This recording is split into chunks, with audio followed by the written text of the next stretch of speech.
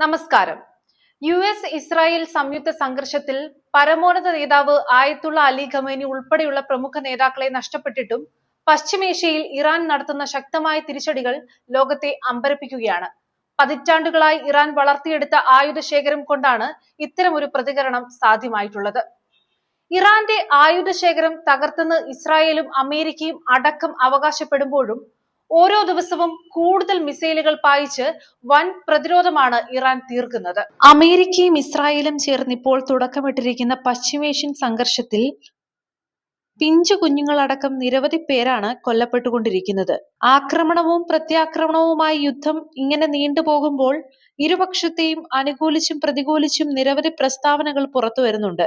യുദ്ധത്തിൽ president ട്രംപിനെതിരെ American സെനറ്റർമാരിൽ ഒരു വിഭാഗം തന്നെ രംഗത്ത് വന്ന സാഹചര്യത്തിൽ റിട്ടയർഡ് കേണലും യുദ്ധത്തിൽ പങ്കെടുത്ത സേവന പാരമ്പര്യമുള്ള സൈനികനും US പ്രതിരോധ സെക്രട്ടറിയുടെ മുൻ സീനിയർ അഡ്വൈസറുമാണ് ഡഗ്ലസ് മക്ഗ്രേഗറുടെ പ്രതികരണം ഏറെ ചർച്ച ചെയ്യപ്പെടുകയാണ്. അടുത്തിടെ അദ്ദേഹം ഇന്ത്യയെ പരാമർശിച്ച് നടത്തിയ പ്രസ്താവനയും വിവാദത്തിലായിരുന്നു. അമേരിക്ക ആസ്ഥാനമായുള്ള വൺ അമേരിക്ക ന്യൂസ് നെറ്റ്വർക്കിന് നൽകിയ അഭിമുഖത്തിൽ ഇറാനെ ആക്രമിക്കാൻ അമേരിക്കൻ സൈന്യം ഇന്ത്യൻ നാവിക താവളങ്ങളെയും തുറമുഖങ്ങളെയും ആശ്രയിക്കുന്നുണ്ടെന്നും എന്നാൽ അവിടെ തുടരുന്നത് ഉചിതമല്ലെന്നുമാണ് അദ്ദേഹം അവകാശപ്പെട്ടത്. ഇന്ത്യയുമായി ബന്ധപ്പെടുത്തി മക്ഗ്രഗർ നടത്തിയ ഈ പരാമർശങ്ങൾ അന്താരാഷ്ട്ര തലത്തിൽ ചർച്ചയായതോടെയാണ് ഇന്ത്യ ഉടൻ തന്നെ വിശദീകരണവുമായി രംഗത്തെത്തുകയും ചെയ്തത്. പ്രചാരണം കേന്ദ്ര വിദേശകാര്യ മന്ത്രാലയം കർശനമായി നിഷേധിക്കുകയും ഇത്തരം വാർത്തകൾ തികച്ചും അടിസ്ഥാനരഹിതവും കെട്ടിച്ചമച്ചതുമാണെന്ന് മന്ത്രാലയം എക്സിലൂടെ വ്യക്തമാക്കുകയും ചെയ്തു. എന്നാൽ ഇപ്പോൾ മക്ഗ്രഗർ റഷ്യൻ നയതന്ത്ര വിദഗ്ധന്റെ യൂട്യൂബ് ചാനലിലൂടെ നടത്തിയ പരാമർശമാണ് ട്രംപിനെയും നെതന്യാഹുവിനെയും ഒരുപോലെ വെട്ടിലാക്കിയിരിക്കുന്നത്. ഇറാൻ വിജയിക്കുകയും ഇസ്രായേൽ നിലനിൽപ്പിനായി പൊരുതേണ്ടി വരികയും ചെയ്യുന്ന ഒരു പുതിയ മധ്യേഷ്യയും അതിലൂടെ രൂപപ്പെടുന്ന ഒരു പുതിയ ലോകവുമാണ് വരാനിരിക്കുന്നതെന്ന് അദ്ദേഹം വാദിക്കുകയാണ്. മിഡിൽ ഈസ്റ്റിൽ ഇറാൻ ഒരു പ്രധാന ശക്തിയായി മാറിക്കഴിഞ്ഞുവെന്നും സൈനികമായും സാങ്കേതികമായും അവർ കൈവരിച്ച നേട്ടങ്ങൾ അവരെ പരാജയപ്പെടുത്തുന്നത് പ്രായോഗികമല്ലാതാക്കുന്നുവെന്നും അദ്ദേഹം പറയുന്നു. അമേരിക്കയുടെ സഹായമില്ലാതെ ദീർഘകാലം നിലനിൽക്കാൻ ഇസ്രായേലിന് പ്രയാസമായിരിക്കും. അയൽ രാജ്യങ്ങളുമായുള്ള സംഘർഷം ഇസ്രായേലിന്റെ സമ്പദ് വ്യവസ്ഥയെയും സാമൂഹിക സുരക്ഷിതത്വത്തെയും സാരമായി ബാധിക്കുമെന്നും അദ്ദേഹം മുന്നറിയിപ്പ് നൽകുന്നുണ്ട്. US സൈന്യം മിഡിൽ ഈസ്റ്റിൽ നിന്ന് പിൻവാങ്ങണമെന്നും അനാവശ്യമായ യുദ്ധങ്ങളിൽ ഏർപ്പെടുന്നത് അമേരിക്കയുടെ തന്നെ തകർച്ചയ്ക്ക് കാരണമാകുമെന്നും അദ്ദേഹം ശക്തമായി വാദിക്കുന്നുണ്ട്. പാശ്ചാത്യ രാജ്യങ്ങളുടെ പ്രത്യേകിച്ച് അമേരിക്കയുടെ ആധിപത്യം കുറയ്ക്കുകയും റഷ്യ, ചൈന, ഇറാൻ തുടങ്ങിയ രാജ്യങ്ങൾ ചേർന്നൊരു പുതിയ ആഗോള സഖ്യം രൂപപ്പെടുത്തുകയും ചെയ്യുക എന്നതാണ് അദ്ദേഹത്തിന്റെ മറ്റൊരു പ്രധാന വാദം. കഴിഞ്ഞ വർഷം നടന്ന 12 ദിവസത്തെ യുദ്ധത്തിൽ ഇറാന്റെ പ്രതികരണം മന്ദഗതിയിലായിരുന്നു. എന്നാൽ ഇത്തവണ ഇറാൻ സൈന്യം ഉടൻ തിരിച്ചടി നടത്തി. Iraq, Qatar, Bahrain, UAE, Saudi Arabia എന്നിവിടങ്ങളിലെ അമേരിക്കൻ സൈനിക താവളങ്ങളിലേക്കും ഹൈഫ, തെല്ലവീവ്, ഇലാത്ത് തുടങ്ങിയ ഇസ്രായേൽ നഗരങ്ങളിലേക്കും ബാലിസ്റ്റിക് മിസൈലുകൾ പ്രയോഗിച്ചു. ഇറാന്റെ വേഗത്തിലുള്ള തിരിച്ചടി ആക്രമണം മുൻകൂട്ടി പ്രതീക്ഷിച്ചതിനെയും തയ്യാറെടുപ്പുണ്ടായിരുന്നുവെന്നും സൂചിപ്പിക്കുന്നു. ഇറാനെതിരായ യുദ്ധത്തിന് അമേരിക്കൻ ജനങ്ങളിൽ വലിയ പിന്തുണയൊന്നുമില്ല. അടുത്തിടെ നടത്തിയ സർവേയിൽ വെറും 27% പേരാണ് സൈനിക നടപടി പിന്തുണച്ചത്. മറ്റൊരു പഠനത്തിൽ അത് 21% കുറഞ്ഞു. യുദ്ധം ട്രംപിന്റെ ആഭ്യന്തര രാഷ്ട്രീയ നിലപാടിന് നിർണായകമാണ്. ഇറാൻ കീഴടങ്ങാതിരുന്നാൽ യുദ്ധം നീണ്ടുപോവുകയോ പിന്നോട്ടു പോവുകയോ ചെയ്താൽ ദുർബലൻ എന്ന പരാമർശം ഉയരാം. തെരഞ്ഞെടുപ്പുകൾ അടുത്തു വരുമ്പോൾ ഈ യുദ്ധം അദ്ദേഹത്തിന്റെ ഭരണകാലത്തെ നിർണ്ണയിക്കുന്ന പരീക്ഷണമായി മാറും. റിപ്പബ്ലിക്കൻ പാർട്ടിക്ക് തിരിച്ചടി കിട്ടിയാൽ കോൺഗ്രസിലെ നിയന്ത്രണം നഷ്ടപ്പെടാൻ സാധ്യതയുണ്ടെന്നും മക്ഗ്രഗർ വാദിക്കുന്നുണ്ട്. ഈ യുദ്ധം വേഗത്തിൽ അവസാനിക്കുമെന്ന പ്രതീക്ഷ വിദഗ്ധർക്കില്ല. ഇറാൻ മേഖലാ തലത്തിൽ തിരിച്ചടിക്കാൻ തയ്യാറാണെന്ന സൂചനകൾ ദീർഘകാല യുദ്ധത്തിനുള്ള തയ്യാറെടുപ്പാണ്.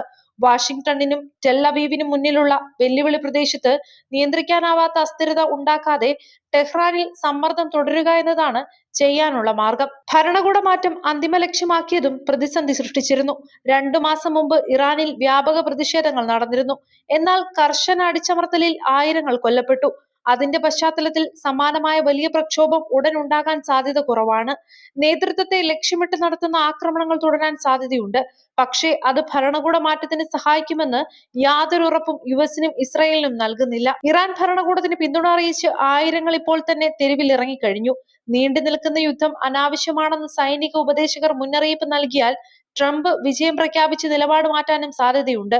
തുടർന്നുള്ള വെടിനിർത്തൽ ചർച്ചകൾ എങ്ങനെ ആരംഭിക്കാമെന്നതാണ് പ്രധാന ചോദ്യം. ചർച്ചകളുടെ മറവിൽ 2 പ്രാവശ്യം വഞ്ചിക്കപ്പെട്ടെന്ന ബോധ്യമുള്ളതുകൊണ്ട് തന്നെ ടെഹ്റാൻ കൂടുതൽ കടുത്ത നിലപാടെടുക്കാനാണ് സാധ്യത.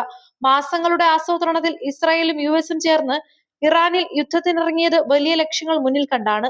ഏതു നിമിഷവും യുദ്ധം മുന്നിൽ കണ്ട് ഇറാനും തയ്യാറെടുപ്പുകൾ നടത്തിയതോടെ യുദ്ധത്തിൽ വിജയമെന്നത് മിഥ്യാധാരണയായി അവസാനിക്കാനാണ് സാധ്യതയെന്നും അദ്ദേഹം വാദിക്കുന്നു. കഴിഞ്ഞ 20 വർഷത്തിലേറെയായി അമേരിക്കയുമായി ഒരു വലിയ യുദ്ധ സാഹചര്യം ഉണ്ടാകാമെന്ന കണക്കുകൂട്ടലോടെ ഇറാൻ തങ്ങളുടെ പ്രതിരോധ സംവിധാനങ്ങൾ ശക്തിപ്പെടുത്തിയിരുന്നു. ഇറാന്റെ യുദ്ധതന്ത്രം പലപ്പോഴും വികേന്ദ്രീകൃത രീതിയിലാണ് രൂപപ്പെടുത്തിയിരിക്കുന്നത്. ഇതിന് പ്രധാന ഉദാഹരണമാണ് ഇറാന്റെ ശക്തമായ സൈനിക വിഭാഗമായ ഇസ്ലാമിക് റവല്യൂഷണറി ഗാർഡ് കോർപ്പസ്. രാജ്യത്തിന്റെ വിവിധ ഭാഗങ്ങളിലായി പ്രവർത്തിക്കുന്ന സ്വയംഭരണ സൈനിക യൂണിറ്റുകളാണ് ഈ സംവിധാനത്തിന്റെ പ്രത്യേകത. കേന്ദ്ര നേതൃത്വത്തിൽ മാറ്റം വന്നാലും ഈ യൂണിറ്റുകൾ സ്വതന്ത്രമായി പ്രവർത്തിക്കാൻ കഴിയുന്ന രീതിയിലാണ് ഇവയെ രൂപകൽപ്പന ചെയ്തിരിക്കുന്നത്. ഇറാന്റെ ആശയപരമായ സമീപനത്തിൽ ഇത് മഹാനായ സാത്താനെതിരെയുള്ള പോരാട്ടമെന്ന മതപരമായ വ്യാഖ്യാനത്തോടെയാണ് കാണപ്പെടുന്നത്. അതേസമയം അമേരിക്കയുടെ കാഴ്ചപ്പാടിൽ ഇത് മിഡിൽ ഈസ്റ്റിൽ അവരുടെ തന്ത്രപ്രധാന ആധിപത്യം നിലനിർത്താനുള്ള ശ്രമവുമാണ്. ഹൂത്തികൾ, ഹിസ്ബുള്ള, ഹമാസ്, ഇറാഖിലെ ഷിയ മിലീഷ്യകൾ തുടങ്ങിയ കൂട്ടുകക്ഷികളുടെ ഇറാൻ വർഷങ്ങളായി പ്രോക്സി യുദ്ധങ്ങളിൽ പങ്കെടുത്തിട്ടുണ്ട്. ഇതിലൂടെ അമേരിക്കൻ സൈനിക തന്ത്രങ്ങളെക്കുറിച്ചുള്ള വലിയ പരിചയവും ഇറാന് ലഭിച്ചിട്ടുണ്ടെന്നാണ് കരുതപ്പെടുന്നതെന്നും അദ്ദേഹം പറയുന്നു. യുദ്ധത്തിന്റെ വ്യാപ്തി ഗൾഫ് മേഖലകളിലേക്ക് വ്യാപിക്കാനുള്ള സാധ്യതയും ഉയരുന്നുണ്ട്.